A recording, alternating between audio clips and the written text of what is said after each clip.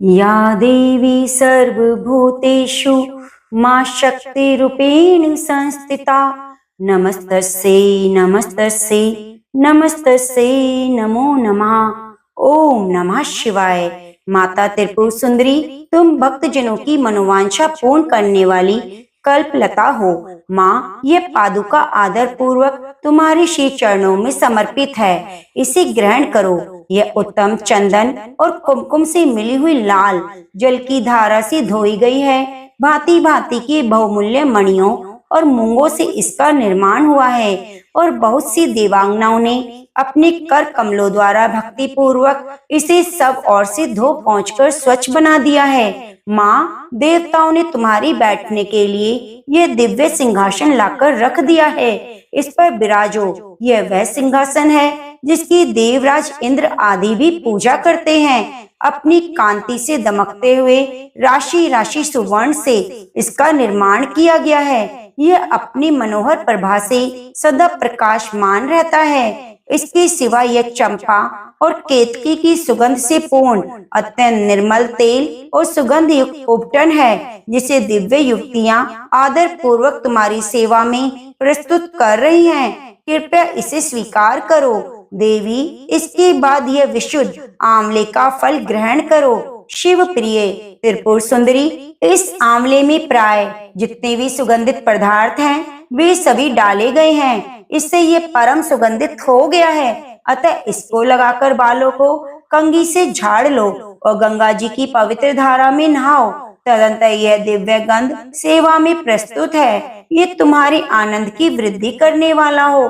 संपत्ति प्रदान करने वाली वरदायिनी त्रिपुर सुंदरी, ये शरत शुद्ध कस्तूरी ग्रहण करो। इसे स्वयं देवराज इंद्र की पत्नी महारानी सची अपने कर कमलों में लेकर सेवा में खड़ी है। इसमें चंदन, कुमकुम, अगूर और मेल होने से और इसकी शोभा बढ़ गई है। इससे बहुत अधिक गंध निकलने के कारण यह बड़ी मनोहर प्रतीत होती है। माँ श्री सुंदरी, ये परम उत्तम निर्मल वस्त्र सेवा में समर्पित हैं। ये तुम्हारे हर्ष को बढ़ावे।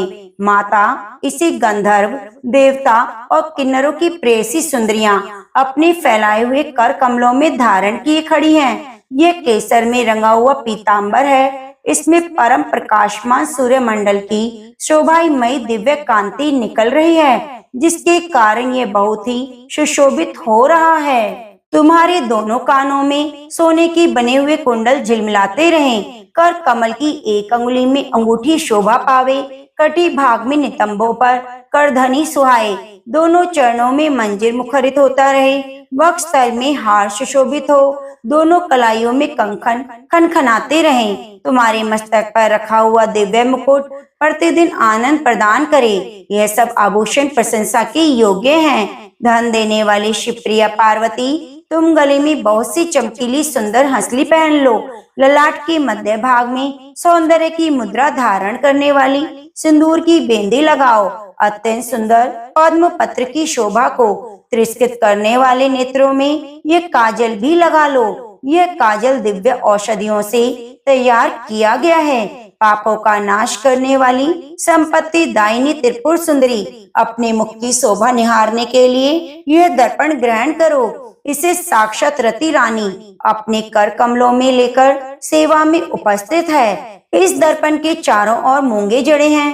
प्रचंड बेग से घूमने वाले मंद्राचल की मथनी से जब क्षीर समुद्र में मथा गया था, उस समय यह दर्पण उसी से प्रकट हुआ था। यह चंद्रमा की किरणों के समान उज्जवल है। भगवान शंकर की धर्मपत्नी पार्वती देवी देवांगनाओं के मस्तक पर रखे हुए बहुमूल्य रत्नमय कलशों द्वारा शीघ्रता पूर्वक दिया जाने वाला यह निर्मल जल ग्रहण करो। इसे चंपा और गुलाल आदि सुगंधित द्रव्यों से सुवासित किया गया है और ये कस्तूरी रस, चंदन, अगूर और सुधा की धारा से अपलावित है। मैं कहार, उत्पल, नागकेशर, कमल, मालती, मल्लिका, कुमुद, केतकी और लाल कनेर आदि फूलों से सुगंधित पुष्प मालाओं से और नाना प्रकार के रसों की धारा से लाल कमल के भीतर निवास करने वाली श्री चंडिका देवी की पूजा करती हूँ। श्री चंडिका देवी देव बंधुओं के द्वारा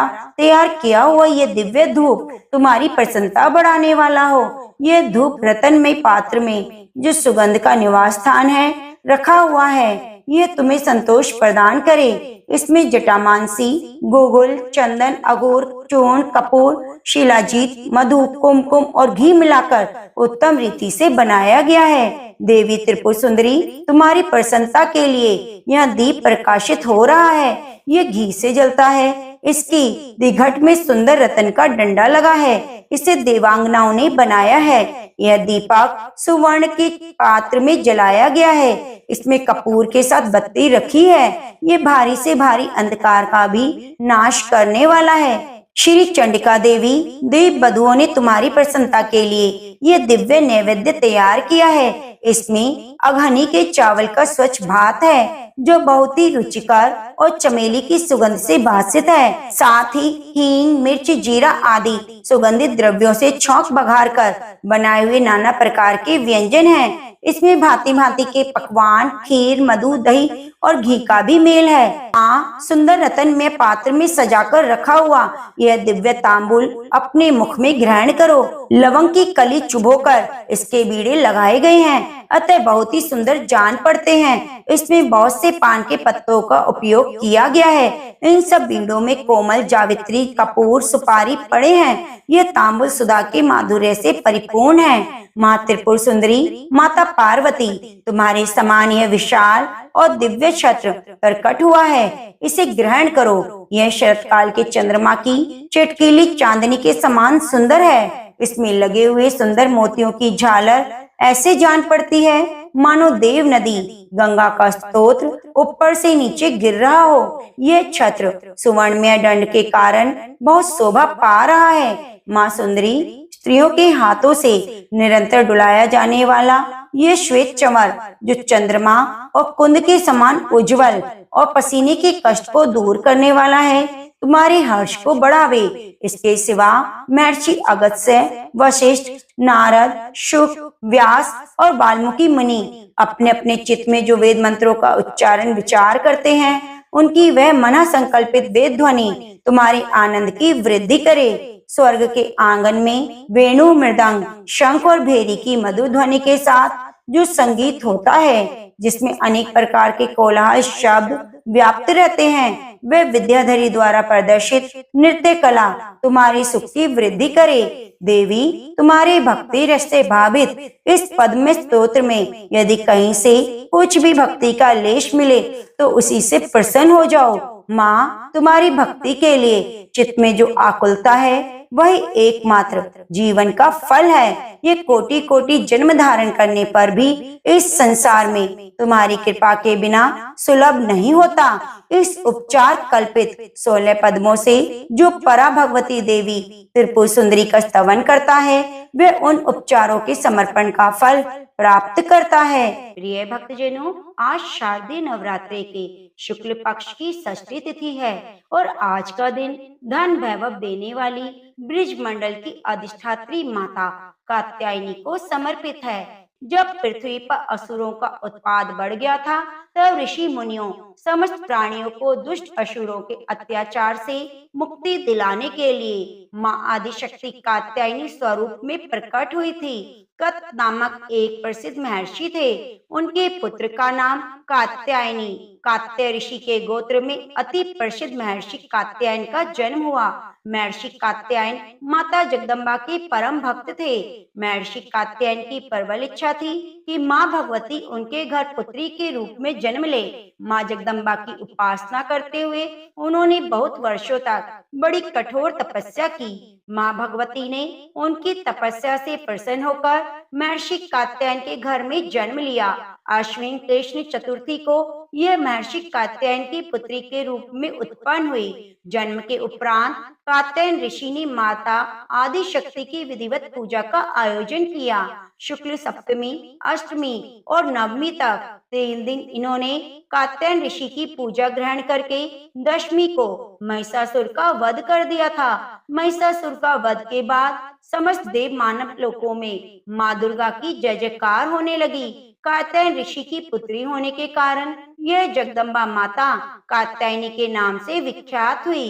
इनसे जुड़ी एक दूसरी कथा और भी है। इस कथा के अनुसार महर्षि कात्यायन ने सर्वप्रथम माँ कात्यायनी की पूजा की। इसी कारण यह कात्यायनी कहलाई। माँ कात्यायनी अपने भक्तों को निश्चित फल प्रदान करती है। भगवान कृष्ण को पति रूप में पाने के लिए ब्रिज की गोपियों ने इन्हीं की पूजा कालिंदी यमुना के तट पर की थी। ये ब्रिज मंडल की अधिष्ठात्री देवी के रूप में प्रतिष्ठित हैं। भगवान श्री कृष्ण ने भी माता कात्यायनी की पूजा की थी। इनका स्वरूप अत्यंत ही भव्य और दिव्य है। इनका वर्ण सोने के समान चमकीला और उज्जवल है। इनकी 4 भुजाएं हैं। माता का दाहिनी तरफ का ऊपर वाला हाथ अभय मुद्रा में है और नीचे वाला वर यानी आशीर्वाद मुद्रा में है। बाईं तरफ के ऊपर वाले हाथ में तलवार और नीचे वाले हाथ में कमल पुष्प सुशोभित है। इनका वाहन सिंह है। इनकी भक्ति को परिपूर्ण आत्मदान करने वाले ऐसे भक्त को सहज भाव से माँ कात्यायनी के दर्शन प्राप्त हो जाते हैं। माँ कात्यायनी की भक्ति और उपासना द्वारा मनुष्य को बड़ी सरलता से अर्थ धर्म काम और मोक्ष चारों फलों की प्राप्ति हो जाती है। वह इस लोक में स्थिर रहकर भी अलौकिक तेज और प्रभाव से युक्त हो जाता है। उसके रोग संताप भय आदि सर्वथा नष्ट हो जाते हैं। तो प्रेम से बोलिए माँ कात्यायनी की जय हो। प्रिय भक्तजनों, अब आइए सुनते हैं माँ कन्याकुमारी की कथा। कन्याकुमारी माता की कथा शिव पुराण में लिखित एक बहुत ही प्रसिद्ध कथा के अनुसार वाणासुर नाम के एक असुर ने देवताओं पर कुकर्म से पीड़ित कर रखा था। सभी देवता इस असुर से मुक्ति पाना चाहते थे, लेकिन कोई भी इसे नहीं मार पा रहा था, क्योंकि इस असुर को भगवान शिव की ओर से वरदान प्राप्त था कि उसकी मृत्यु केवल कुंवारी कन्या के हाथों से होगी। यह वरदान उसे भगवान शिव की कड़ी तपस्या के बाद मिला था। उसी राक्षस का वध करने के लिए आदि शक्ति के एक अंश से पुत्री को जन्म आ गया। इस पुत्री का जन्म एक राजा के घर हुआ। राजा के 8 पुत्र और एक पुत्री थी। इसी पुत्री का नाम रखा गया कन्या। इस कन्या को भगवान शिव से प्रेम हुआ और उन्हें पाने के लिए कन्या ने कठोर तपस्या की। उनकी तपस्या से भगवान शिव प्रसन्न हुए और विवाह का वचन दिया। विवाह की तैयारियां शुरू की गई। इसके बाद भगवान शिव तय कार्यक्रम के अनुसार कैलाश से बारात लेकर चल दिए। बारात कन्याकुमारी से लगभग 12 किलोमीटर दूर सुचिंद्रम गांव में ठहरी। उधर कन्याकुमारी का विवाह होते देख देवतागण परेशान हो गए कि यह बाणासुर का वध कैसे होगा। पहले तो उन्होंने देवी को समझाने का बहुत प्रयास किया, लेकिन जब वह न मानी तो छल का सहारा लिया। विवाह का समय ब्रह्म मुहूर्त रखा गया, लेकिन नारद जी ने आधी रात को ही मुर्गे का रूप लेकर बाग दे दी। शिव जी को लगा सुबह हो गई, वे ब्रह्म मुहूर्त पर नहीं पहुंच पाएंगे, इसलिए भोलेनाथ बारात वापस लेकर कैलाश पर लौट गए। उधर दुल्हन के रूप में तैयार देवी ने जब देखा कि बारात नहीं आई तो वह दुखी और क्रोध से भर उठी और क्रोध में आकर बारात के लिए बना सारा भोजन समुद्र में फेंक दिया। कहा जाता है कन्याकुमारी के तट के रेत में आज भी कई रंग बिरंगे पत्थर के कण देखने को मिलते हैं, जो देखने में दाल चावल जैसे लगते हैं। प्रिय भक्तों, बारात लौटने के बाद देवी कुमारी के दिव्य की चर्चा बाणासुर तक पहुंच गई। उसने देवी के पास विवाह का प्रस्ताव भेजा, तो देवी के मना करने पर वह जबरदस्ती करने लगा। जब बाणासुर और देवी में भयंकर युद्ध हुआ, जहां देवी के चक्र से उसका वध हो गया। बाणासुर के वध के बाद परशुराम और नारद जी ने देवी से कलयुग की आखिरी तक उसी जगह पर रहकर आसुरी शक्तियों से लड़ने की प्रार्थना की, जिसे उन्होंने स्वीकार कर लिया। इसके बाद परशुराम ने समुद्र तट पर एक विशाल मंदिर की स्थापना की, जहाँ कन्या रूपी देवी को स्थापित किया गया। मंदिर में देवी की काले रंग की प्रतिमा है। इनके दाएं हाथ में एक कमल है। प्रिय भक्तजनों, उन्हें देखने पर ऐसा लगता है कि मानो 16 श्रृंगार में देवी आज भी शिव जी का इंतजार कर रही है। तो प्रेम से बोलिए माता कात्यायनी की जय हो। ओम नमः शिवाय। माँ कन्याकुमारी की जय हो। प्रिय भक्तजनों, अब आइए दूसरी कथा का श्रवण करते हैं। माँ दुर्गा को शेरावाली के नाम से क्यों पुकारा जाता है? इस कथा के अनुसार भगवान शिव को अपने पति रूप में पाने के लिए माता पार्वती ने हजारों वर्षों तक तपस्या की। इस तपस्या का तेज इतना अधिक था कि पार्वती माता का गोरा रंग सांवला पड़ गया, लेकिन तपस्या सफल हुई और माँ पार्वती को भगवान शिव पति के रूप में प्राप्त हुए। एक बार संध्या के समय माता पार्वती और भगवान शिव कैलाश पर बैठे थे।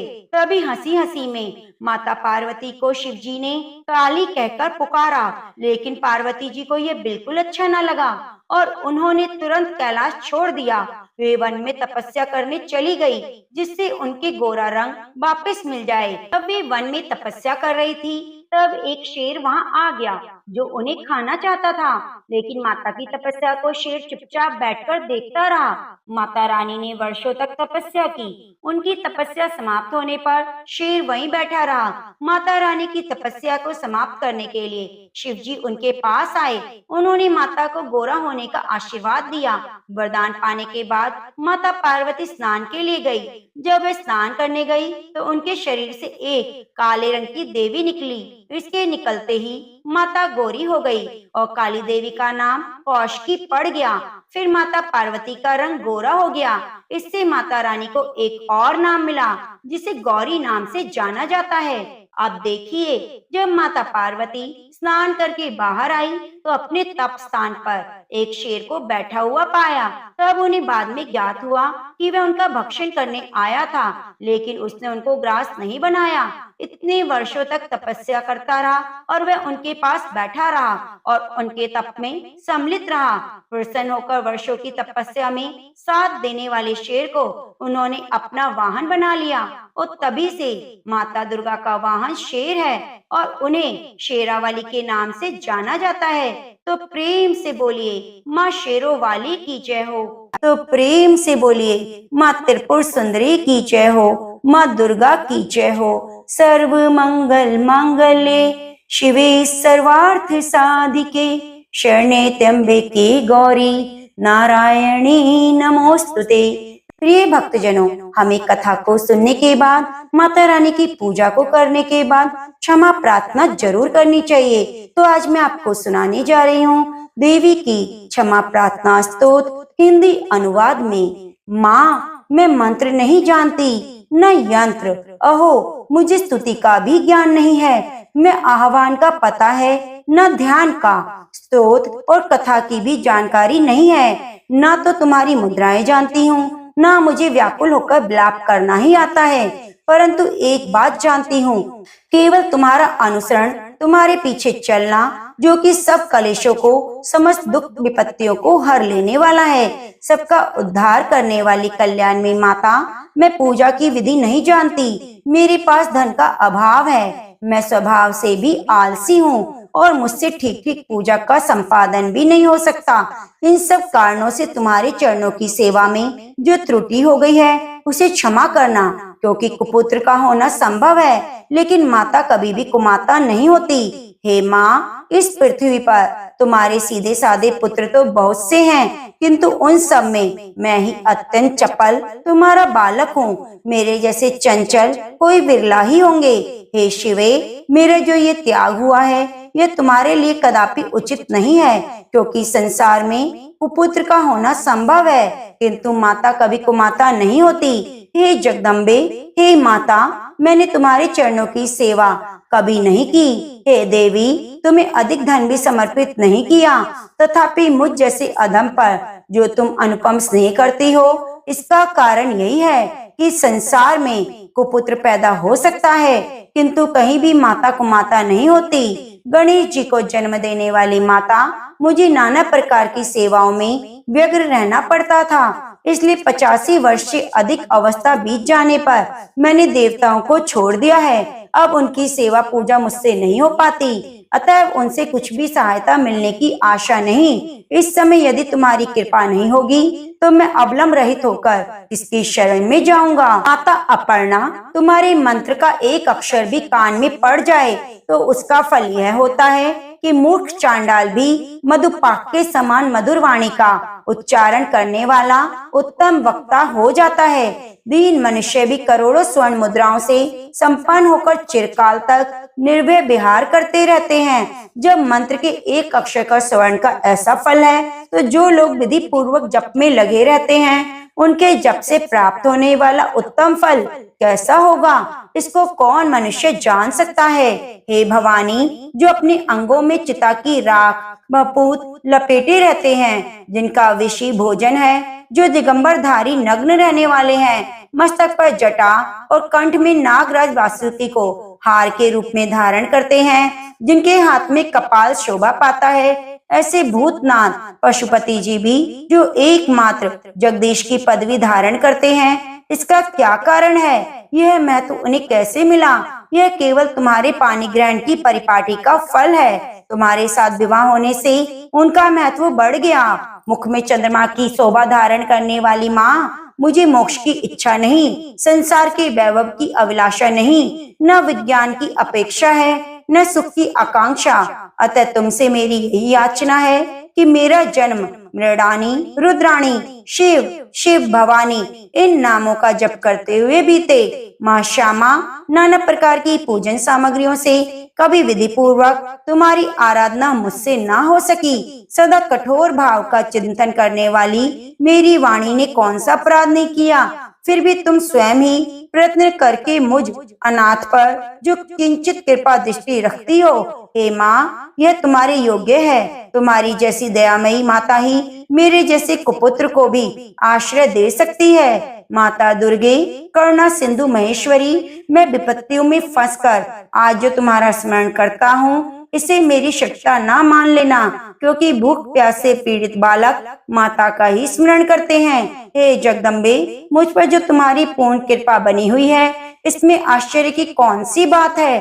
पुत्र अपराध पर अपराध क्यों ना करता जाए, फिर भी माता उसकी उपेक्षा नहीं करती। हे महादेवी, मेरे समान कोई पातकी नहीं, तुम्हारे समान कोई दूसरा पाप हारिणी नहीं। ऐसा जानकर जो उचित जान पड़े वह करो। माता, मेरे द्वारा किए हुए जप को ग्रहण करो। परमेश्वरी, मेरे द्वारा दिन रात सहस्त्रों अपराध होते रहते हैं, यह मेरा दास है। यूँ समझकर मेरे उन अपराधों को तुम कृपा पूर्वक क्षमा करो।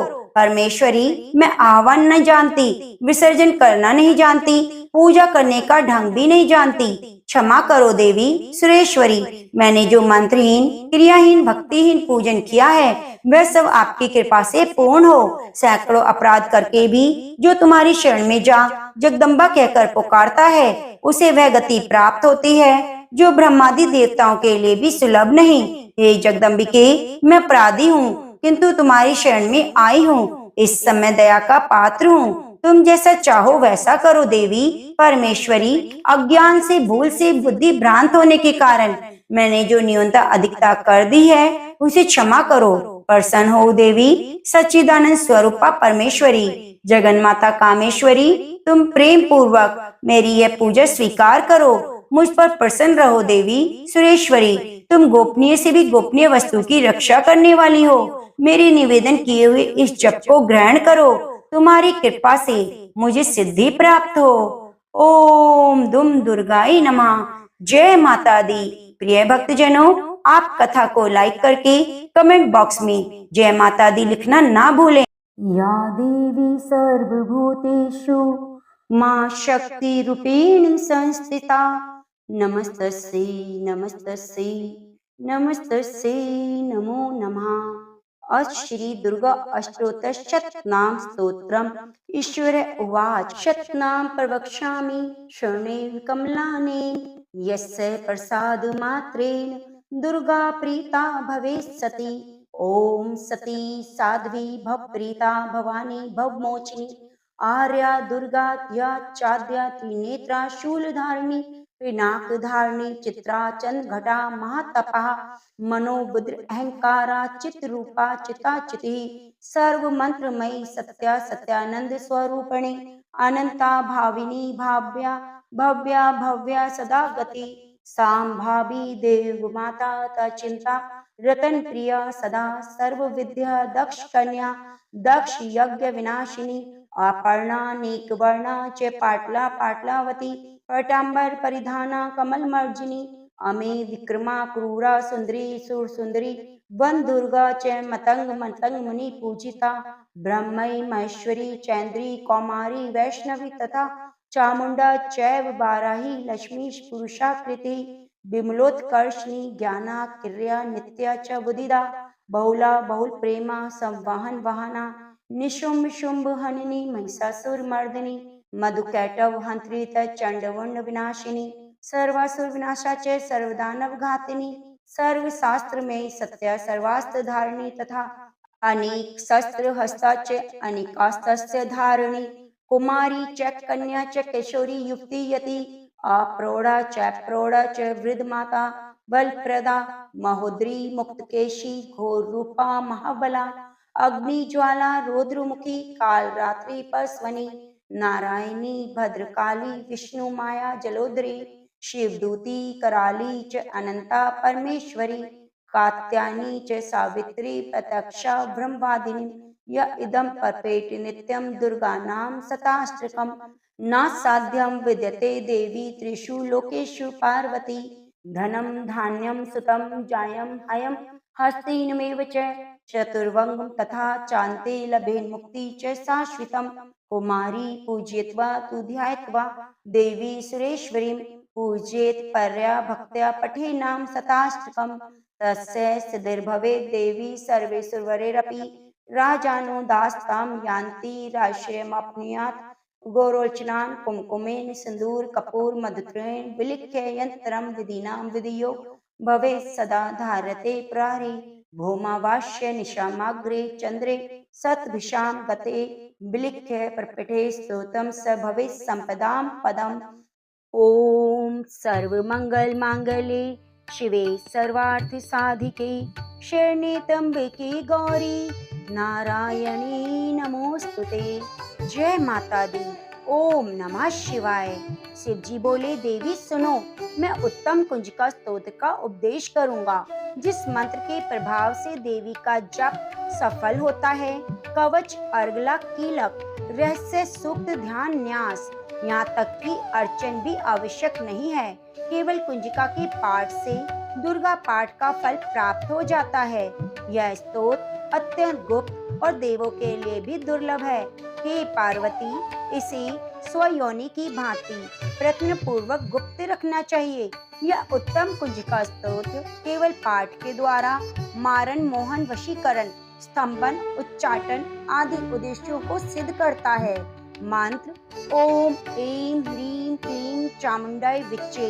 ओम ग्लौं हूं क्लीं जूं सः ज्वालाय ज्वालाय ज्वल ज्वल प्रज्वल प्रज्वल। ऐं ह्रीं क्लीं चामुंडाय विच्चे ज्वल हम शम लम फट स्वाहा। मंत्र में आए हुए बीजों का अर्थ जानना संभव नहीं, न आवश्यक है और न वांछनीय, केवल जप ही पर्याप्त है। हे रुद्र स्वरूपिणी, तुम्हें नमस्कार है। हे मधु दैत्य को मारने वाली, तुम्हें नमस्कार है। कैटव विनाशिनी को नमस्कार है। महिषासुर को मारने वाली देवी, तुम्हें नमस्कार है। शुंभ का हनन करने वाली, निशुंभ को मारने वाली, तुम्हें नमस्कार है। हे महादेवी, मेरे जप को जागृत और सिद्ध करो। एंकार के रूप में सृष्टि स्वरूपिणी, ह्रीम के रूप में सृष्टि पालन करने वाली, क्लीम के रूप में काम रूपिणी की बीज रूपिणी देवी, तुम्हें नमस्कार है। चामुंडा के रूप में चंड विनाशिनी और यकार के रूप में तुम वर देने वाली हो। विच्चय रूप में तुम नित्य ही अभय देती हो।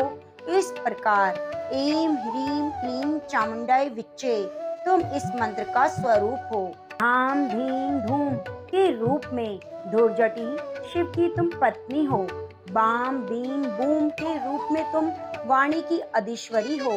क्राम क्रीम क्रूम के रूप में कालिका देवी, शाम शीम शूम के रूप में मेरा कल्याण करो। हुम हुम हुमकार स्वरूपिणी, जम जम जम नादिनी, भ्राम भ्रीम भ्रूम के रूप में कल्याणकारिणी भैरवी भवानी, तुम्हें बार बार प्रणाम है। अम कम चम टम तम पम यम शम बीम दूम ऐं बीम हम शम धिजाग्रम इन सबको तोड़ो और दीप्त करो, करो स्वाहा। पाम पीम पूम के रूप में तुम पार्वती पूर्णा हो। खाम खीम खूम के रूप में तुम खेचरी आकाशचारिणी अथवा खेचरी मुद्रा हो। शाम शीम शुम स्वरूपणी सप्तशती देवी के मंत्र को मेरे लिए सिद्ध करो। यह कुंजिका स्तोत्र मंत्र को जगाने के लिए है, इसे भक्तिहीन पुरुष को नहीं देना चाहिए। हे पार्वती, इसे गुप्त रखो। हे देवी, जो बिना कुंजिका के सप्तशती का पाठ करता है उसे उसी प्रकार सिद्धि नहीं मिलती जिस प्रकार वन में रोना निरर्थक है। इस प्रकार रुद्रमाल्य के गौरी तंत्र में शिव पार्वती संवाद में सिद्धि कुंजिका स्तोत्र संपूर्ण हुआ। ओम सर्व मंगल मांगल्ये शिवे सर्वार्थ साधिके शरण्ये त्र्यंबके गौरी नारायणी नमोस्तुते।